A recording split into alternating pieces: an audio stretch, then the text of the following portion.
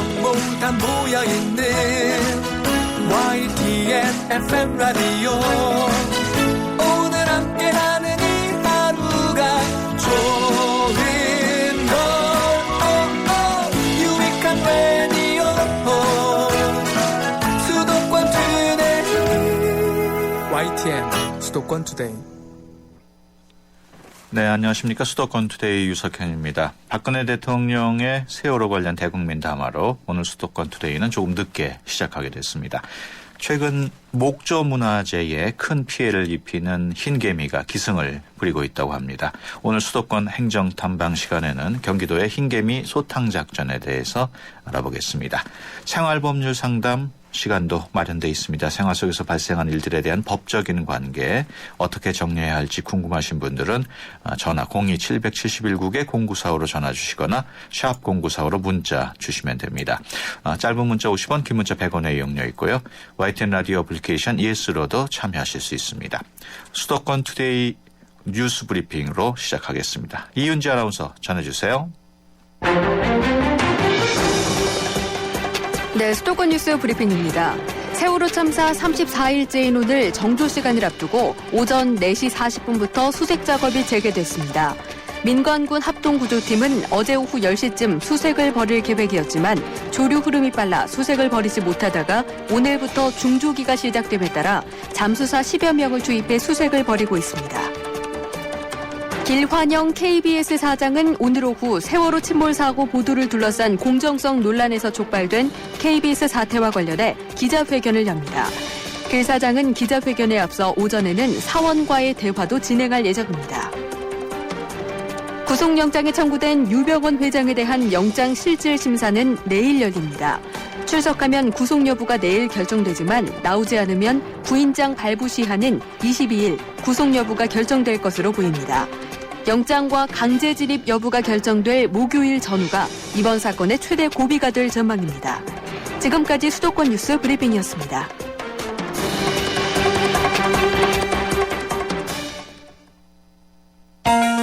수도권에서 일어나는 모든 소식이 여기에 수도권 이모종.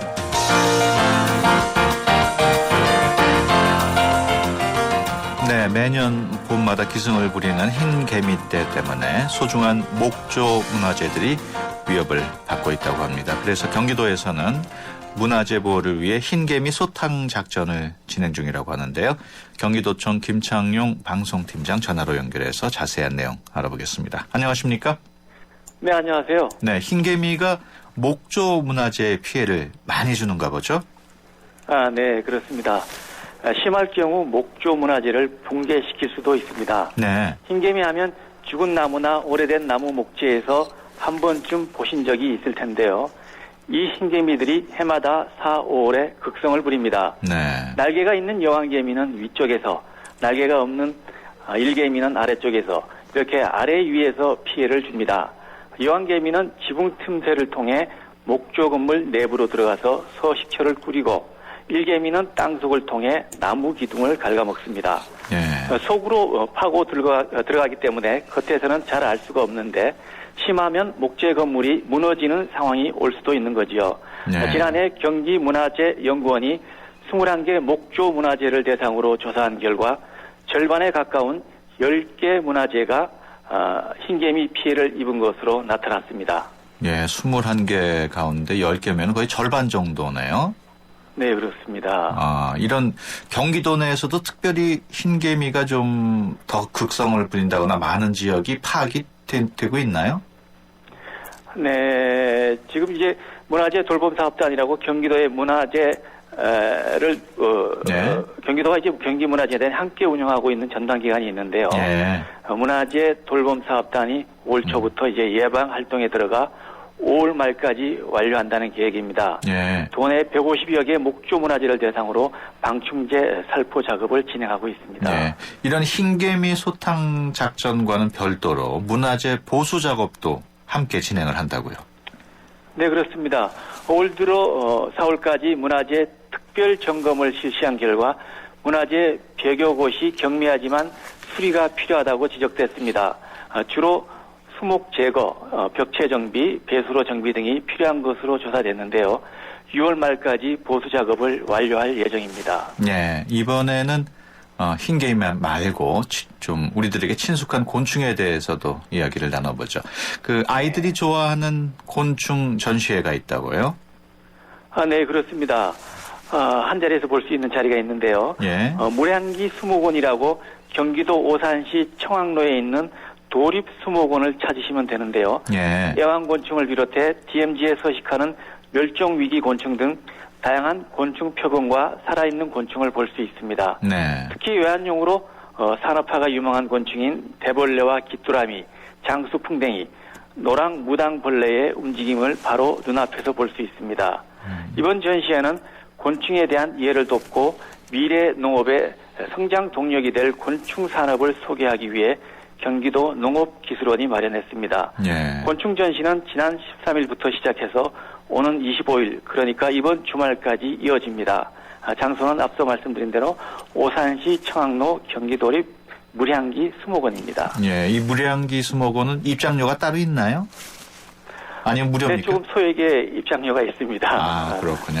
네, 그렇습니다. 경기도가 기업 지원과 관련한 사업도 추진하는 걸로 알고 있습니다. 녹색 네. 에너지 기업, 그러니까 신재생에너지나 에너지 효율 향상과 관련된 기술과 제품을 보유한 기업과 관련한 사업 좀 소개를 좀 해주시죠. 네, 경기도가 녹색 산업 지원 프로그램인 그린홀 사업에 참가할 기업을 모집합니다. 네. 도내 녹색 에너지 기업을 대상으로 각종 비용을 지원하는 사업인데요. 모두 36개의 기업을 지원합니다. 네. 분야별로 보면 시제품 제작 지원은 7개의 기업을 선정해 소요 비용의 70% 이내에서 기업별로 최대 1,000만 원을 지원합니다. 네. 전시회 참가 비용도 지원하는데요. 국내 전시회는 10개사에 각 150만 원, 해외 전시회는 10개사에 각 300만 원을 지원합니다. 녹색 기술의 해외 인증을 취득하기 위한 비용도 9개사를 선정해 최대 800만 원까지 지원합니다. 네. 지원 자격은 기본적으로 경기도에 있는 녹색 에너지 기업인데요. 경기도 녹색 기업 지원 시스템에서 자세한 내용도 살피고 신청도 하시면 됩니다. 네. 오는 6월 5일까지 신청을 받은 뒤 심사를 거쳐 6월 중으로 선정할 계획입니다. 예.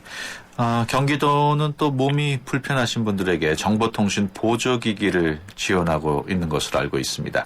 네. 이런 정보통신 보조기기 어떻게 하면 신청할 수 있는지 좀 소개를 해 주시죠. 네.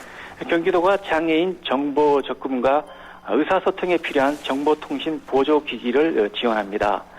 지난 2009년부터 시행한 사업인데요. 지난해까지 3,500여 대를 보급했습니다. 지원 대상은 등록 장애인과 상위 등급 판정을 받은 국가유공자 등인데요. 올해 지원하는 보조기기는 독서 확대기와 터치 모니터, 영상 전화기 등 68종 660대입니다. 네. 심사를 거쳐 지원 대상으로 선정되면 장애 수준에 적합한 보조기기를 선택할 수 있고 도가 보조기기 제품 가격의 80에서 90%를 지원합니다. 네. 현재 정보통신 보조기기 홈페이지와 관할 시군에서 접수를 받고 있는데요.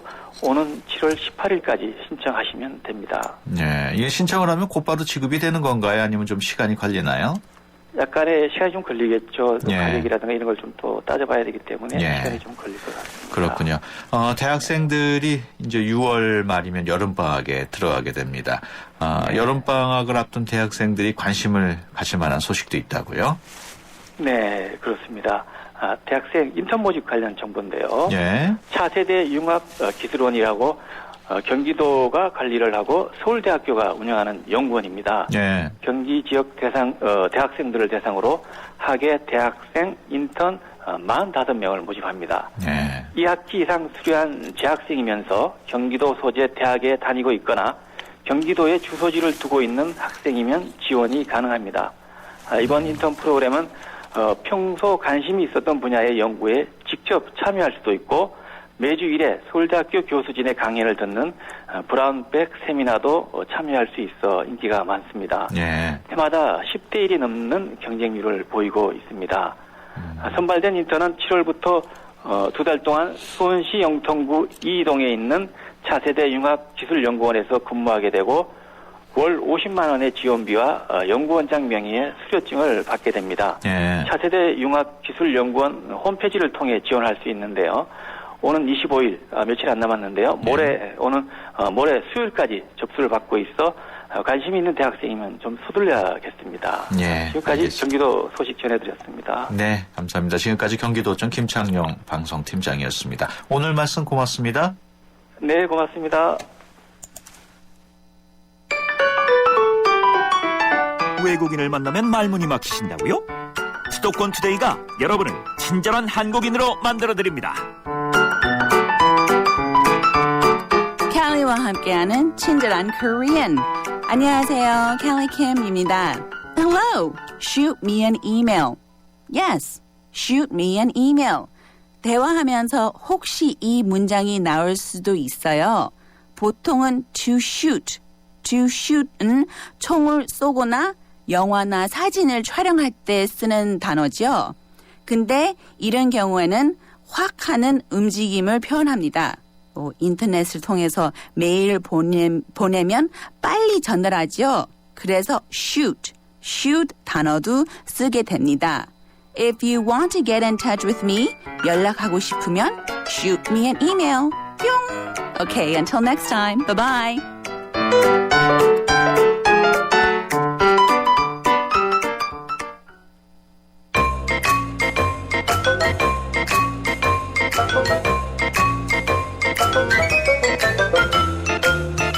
더불어 모두가 행복한 사회를 꿈꾸며 여러분의 법에 관한 모든 궁금증을 해결해드립니다. 수도권 투데이 생활법률 상담실 조상원 변호사님. 네, 매주 월요일에는 생활법률 상담실을 통해서 여러분들의 법률 고민 해결해드립니다. 그냥 넘어가기 억울한 사연들 보내주시면 조상원 변호사께서 자세하게 답변을 해주십니다. 안녕하세요. 네, 안녕하세요. 네, 오늘 첫 번째 상담 사연 소개해드리겠습니다. 7814번으로 들어온 내용인데요. 물품 대금 지급 명령 확정 판결을 받았습니다. 강제 집행 절차를 몰라서 여쭤봅니다. 채무자에게 지급 명령이 2014년 4월 28일 송달됐고 5월 13일로 확정됐습니다. 금액은 400만 원 정도로 소액인데 강제 집행을 하려면 어떻게 해야 하는지요? 이런 내용인데요. 네. 물품 대금 지급 명령이라는 건 언제 받는 건가요? 예, 이 지급 명령 절차라는 것은 일반 그 소송 절차보다 좀 간소화된 절차입니다. 예. 즉 그 채권자가 그 어떠한 채권에 관련된 객관적인 근거 자료가 있고 예. 채무자가 특별히 그 채무를 부인하지 않는 경우에 예. 간단하게 좀 비용도 절감해서 간단한 절차로 확정 판결을 받는 방법인데요. 그렇군요. 이런 확정 판결이 필요한 이유는 소를 제기하거나 이런 지급 명령 절차를 통해서 확정 판결을 받는 이유는 채무자가 임의적으로 변제를 하지 않기 때문에 예. 채무자의 재산에 강제 집행을 할 수 있는 권리를 얻는 절차입니다. 예. 예, 그래서 지금 채무자로부터 돈을 받아야 되는데 물품 대금을 받아야 되는데 임의로 지급을 안 하고 있어서 그 채무자의 재산에 어떠한 강제 집행을 절차를 밟기 위한 가장 첫 번째 순서가 그렇군요. 지급 명령 또는 소장을 통한 확정 판결을 받는 예. 절차인 거죠. 이처럼 그 확정 판결을 받았다는 거는 상대방에게 돈을 갚을 의무가 있다는 거를 확정한 걸로 봐야 되나요? 예, 맞습니다. 지급 명령 절차는 이제 채권자가 법원에 지급 명령 신청을 하게 되면 예. 법원에서 지급 명령서를 채무자에게 송달을 해줍니다. 예. 그럼 채무자가 그 송달을 받은 날로부터 2주 안에 이의 신청을 하지 않게 되면 예. 채무자가 그것을 인정하는 것으로 봐서 확정이 되는 것이죠. 그렇군요. 결국 이제 채무자가 자신의 채무를 인정한 것이기 때문에 예. 채권자는 바로 강제 집행을 들어갈 수가 있습니다. 예. 그러니까 확정 판결하고 강제 집행은 취차를 두고 이루어지는 거고. 예, 먼저 확정 판결을 받아야지만 예. 그 확정 판결문을 가지고 법원에서 집행문을 받아서 예. 별도로 집행 절차를 거쳐야 되는데요. 이 집행이라는 것은 그 채권자가 그 판결을 받았다고 본인이 직접 채무자 재산을 막 가져오거나 이러는 것이 아니고 다시 법원에다가 집행 예. 법원에다가 예. 신청을 하는 겁니다. 그럼 법원 그 집행 법원에서 그 강제 절차를 밟게 되는 거죠. 그렇군요. 본인이 직접 나설 필요는 또 없네요. 네, 맞습니다. 예. 그럼 강제 집행은 어떻게 할 수 있습니까? 이제 채무자의 재산이 어떤 형태냐에 따라서 달라지는데요. 예. 부동산인 경우에는 부동산 압류 경매가 들어가는 것이고요. 예. 만약 부동산이 없어서 유체 동산, 뭐 가전제품이라든가 가구라든가 이러한 유체물의 동산에 집행을 한다면 유체 동산에 대한 집행 절차를 밟으셔야 되고 예. 또 별도로 채무자가 그런 것은 없지만 은행에 어떤 예금이 있다거나 아니면 직장을 다니면서 월 급여가 있다거나 예. 아니면 또 다른 제3자에게 어떤 대금을 받을 그런 채권이 있다면 그러한 채무자 명의로 되어 있는 그 채권에도 집행을 할 수가 있습니다. 예, 그렇군요. 계속해서 두 번째 사연 소개해드리겠습니다. 8454번으로 들어온 내용인데요. 시골에 약 200평 정도의 땅이 있습니다. 아버지께서 돌아가시기 전에 병 때문에 빚을 많이 졌기 때문에 한정 승인 상속 포기를 하려고 합니다. 돌아가시고 나서 이것저것 처리할 게 많아서 돌아가신 지 한 달 정도 지난 지금에서야 신청하게 됐습니다. 너무 오래 지난 건 아닌가 걱정이 되는데 지금 해도 괜찮은가요? 서류는 어디에서 어떻게 작성해야 되는 건지 궁금합니다. 소송 이런 것도 필요한가요? 제가 변호사 비용을 낼 수 있는 형편이 아닌데 변호사나 법무사분들과 상담을 해야만 하는지 궁금합니다. 이런 내용이거든요. 네. 한정 승인 상속 포기를 하는 이유, 상속보다 빚이 더 많을 경우에 이런 걸 하게 되는 거죠? 예, 맞습니다. 일반적으로 이제 그 돌아가신 분이 가지고 계신 재산보다 예. 그분이 가지고 있던 채무가 더 많은 경우에 이런 절차를 밟게 되는데요. 예. 상속이 이루어졌을 때, 즉 누군가가 사망을 했을 때 그 사람의 상속인들이 할 수 있는 절차는 세 가지가 있습니다. 예. 첫 번째는 단순 승인, 그냥 예. 전부 다 내가 그냥 상속을 받는 것이고, 하나는 상속 포기, 예. 아예 상속을 받지 않는 것이고, 예. 그다음에 한정 승인이라는 것이 있는데요. 예. 이 한정 승인이라는 것은 뭐냐면은 내가 상속을 받긴 받지만 아버지를 예를 들었을 경우에 아버지로부터 받은 재산만 가지고 그 아버지의 채무를 전부 예. 갚겠다. 예. 즉 만약에 채무가 더 많고 받은 상속재산이 더 적다면 예. 그 받은 적은 만큼만 변제하고 말겠다는 겁니다. 예. 이러한 한정 승인 절차를 왜 두었냐면은 사실 상속인 입장에서는 사망한 아버님이 재산이 많은지 예. 아니면 내가 모르는 빚이 있는지 사실 이걸 모르는 경우가 많이 있거든요. 예. 이런 경우에 덜컥 단순 승인을 했다가 빚을 예. 떠안을 수도 있고 상속 포기를 했다가 받을 재산을 잃을 수도 있기 때문에 이런 경우에 한정 승인을 하게 되면 예. 만약에 다행히 받을 재산이 더 많다면 채무를 변제하고 남은 만큼은 내가 갖는 것이고 예. 만약에 채무가 더 많다면 아버지로부터 받은 재산의 한도 내에서만 그것을 변제하면 되는 겁니다. 그렇군요. 네. 그러면은 대부분이 아버님의 빚이 상속보다 많을 경우에는 예. 열이면 열 다 한정 승인 상속 포기를 하나요? 대부분이 그렇게 합니다. 예. 그다음에 이제 상속 포기와 한정 승인의 또 다른 차이점은 뭐냐면은 상속 포기를 하게 되면 내가 처음부터 상속인이 아니었기 때문에 예. 아닌 것으로 되기 때문에 후순위 상속인에게 넘어갑니다. 네. 즉 상속 순위가 1순위부터 4순위까지 정해져 있는데 예. 아들인 직계비속인 배우자와 직계비속이 상속 포기를 하게 되면 2순위인 그 사망자의 형제 자매에게 상속 순위가 넘어가거든요. 예. 그럼 그 형제 자매도 역시 어차피 받을 재산이 많지 않기 때문에 네. 상속 포기를 또 해야 되는 거죠. 예. 즉 상속 포기를 계속 하게 된다면 사순위, 즉 사촌 이내의 혈족까지 전부 다 상속 포기를 해야 되는 좀 번거로운 문제가 발생을 합니다. 예. 이 경우에 제1순위 상속인이 그냥 한정 승인을 해버리게 되면 예. 후순위에게 넘어가지 않고 그 1순위 상속자가 다 처리를 하고 간단히 마무리할 수가 있는 거죠. 그렇군요. 한정 승인 상속 포기를 하게 되면 한마디로 유산은 하나도 못 받는다고 보면은 되겠네요. 예, 대부분의 이런 경우는 이제 좀 채무가 빚이 더 많은 경우가 대부분이기 때문에 그냥 상속 절차를 마무리한다는 차원이지 아마 남는 재산이 있기는 좀 어렵죠. 예. 지금 문의 주신 분은 아버님이 돌아가시고 한 달 정도 지났기 때문에 좀 늦은 거 아니냐고 걱정을 하시는데 지금 해도 괜찮은 건가요? 예, 이 한정 승인이나 상속 포기를 결정하시는 것은 상속 개시가 있음을 안 날, 즉 사망을 했고 그다음에 내가 이 사람의 상속인이 되었구나라는 걸 안 날로부터 3개월 이내에 한정 승인 또는 상속 포기를 하시면 됩니다. 그렇군요. 네. 그렇다면은 한정 승인 상속 포기는 어떻게 진행을 해야 되는 건가요? 예, 한정 승인 또는 상속 포기 신청서라는 것이 있습니다. 예. 그래서 그것을 작성을 하셔서 법원에 양식이 다 있는데요. 예. 그 사망한 사람의 최후 주소지 관할 가정법원에 신청을 하시면 됩니다. 그러니까 가서서 작성을 해야 되겠군요. 예, 맞습니다. 이분 경우에 그 변호사나 법무사분들과 상담을 해야 하는지도 물어봤는데. 그러한 그 신청서 작성해서 법원에 제출하는 절차는 사실 어려운 절차는 아닙니다. 예. 그리고 어쩌면 막 아주 재산관계가 복잡해서 처리해야 될 것이 많다면 전문가의 상담을 받으실 필요가 있겠지만 요 재산 하나 정도라면 그냥 그 법원 그 종합민원실의 안내센터에 문의를 하셔도 괜찮을 것 같습니다. 네, 알겠습니다. 생활법률 상담실 법무법인 한별의 조성원 변호사와 함께 하고 있습니다.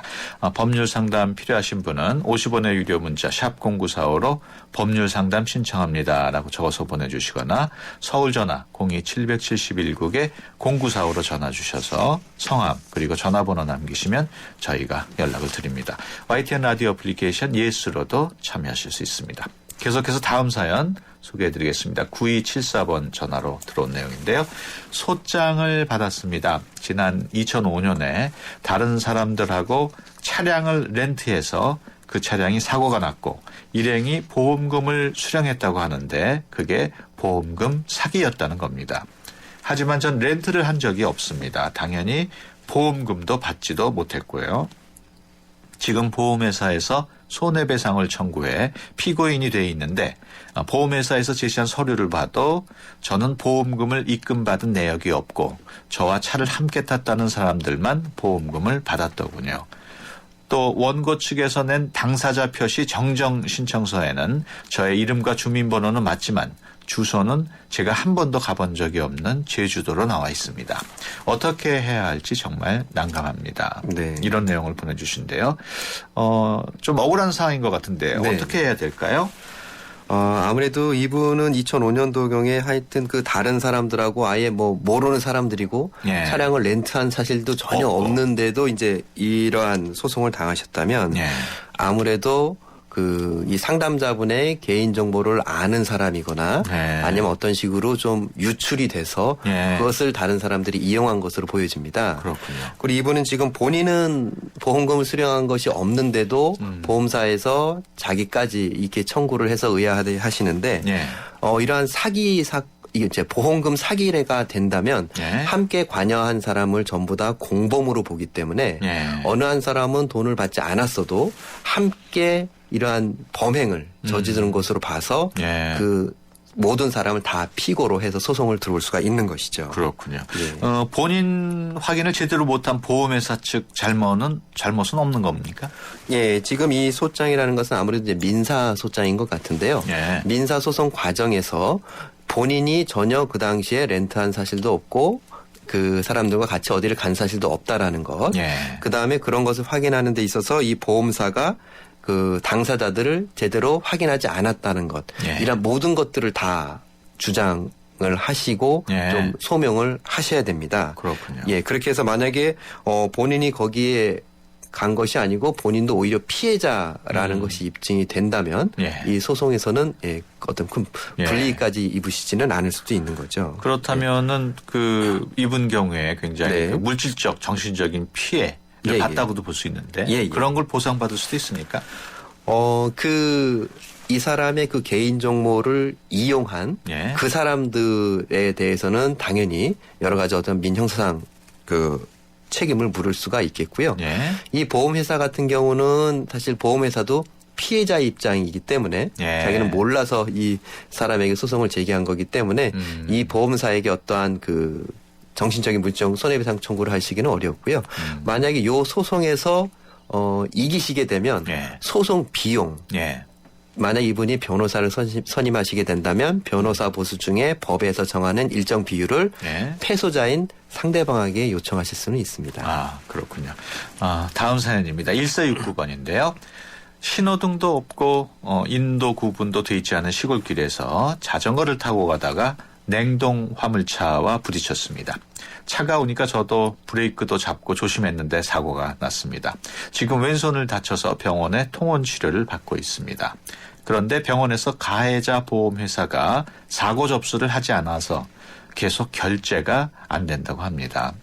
그래서 지금 진료비가 계속 쌓여 있는 상태입니다. 보험사 화물공제조합에 전화를 해서 물어보니까 운전자는 서행 중이었고 저를 못 봤기 때문에 100% 제 과실이라고 지불 보증을 안 한다고 합니다. 하지만 좁은 길에서 저를 못 봤다는 건 말이 안 됩니다. 지금 경찰서를 가야 하나 고민 중인데 어떻게 해야 할까요? 이런 내용인데요. 네. 화물차와 교통사고는 일반 교통사고와는 조금 다르게 처리가 되는 것 같은데 어떻습니까? 이제 뭐 화물 차량 같은 경우에는 그 일반 그 승용차 운전자들이 가입하는 그 네. 운전자보험 외에 화물 공제조합이라고 되어 있습니다. 그래서 거기서 어떤 이런 보험과 관련된 업무를 같이 해서 화물 자동차가 사고가 났을 경우에는 그런 공제조합에 우선 보상금 내지 보험금을 청구할 수가 있게 되는 것이죠. 그렇군요. 예. 그러니까 트럭 같은. 예, 맞습니다. 예. 커다란 트럭 같은 것이 해당되겠죠. 예. 지금 내용을 보면 보험사에서 사고 처리를 안 하고 있는 상황인데 어떻게 처리를 하면 좋겠습니까? 그 일반적으로 이제 운전하시는 분들이 사고가 났을 때 보험회사에서 나와서 보험회사가 이렇습니다. 뭐 과실 비율은 이렇고 보상금은 얼마가 됩니다라고 하면 그것이 뭔가 확정적이고 누군가가 한마디로 결정을 내려주는 것처럼 이렇게 받아들이시는 분이 많은데 그거는 양 당사자 중에 일방의 의견에 지나지 않습니다. 그러니까 내가 그 의견에 동의를 하지 않는다면 당연히 그것을 다퉈서 더 보상을 받을 수가 있는 거죠. 지금 여기에서도 공제조합에서 뭐 100% 지금 상담자분 과실이라고 하는데 사실 그렇게 나올 수도 없는 거고요. 그렇기 때문에 이분 같은 경우는 지금 공제조합에서 전혀 또는 보험사에서 전혀 보상을 하고 있지 않다면 그 공제조합 내지 보험사를 상대로 법원에 손해배상 소송을 제기하면 거기에서 과실 비율과 손해액이랑 모든 것을 다 판단을 받으실 수가 있습니다. 알겠습니다. 생활법률 상담실 법무법인 한별의 조상원 변호사와 함께했습니다. 오늘 말씀 고맙습니다. 네, 고맙습니다. 가리고 흉터 가리지 마세요. 흉터 전문 더마틱스 울트라. CPX 성분이 흉터를 흐리고 부드럽고 매끈하게. 흉터에 더 자신있게. 더마틱스 울트라. 이탈리아 글로벌 제약회사 메나리니. 본 제품은 의료기기입니다. 한때 보리 하나로 콜라와 싸워 전설이 되신 분이 계셨지. 국내 최초 보리탄산 음료로 콜라의 아성을 흔들었던 맥콜. 전설의 맛보리 맥콜. 채소 과일을 많이 먹자는 당연한 건강 상식. 하지만 80년 전엔 뉴트리라이트의 혁신적인 생각이었습니다. 식물 영양소로 세상을 바꿔온 80년 뉴트리라이트 더블 X에 담겨 있습니다. 80년 식물 영양소 전문가 뉴트리라이트. 건강기능식품 광고입니다. 한때 보리 하나로 콜라와 싸워 전설이 되신 분이 계셨지. 국내 최초 보리탄산 음료로 콜라의 아성을 흔들었던 맥콜. 전설의 맛보리 맥콜.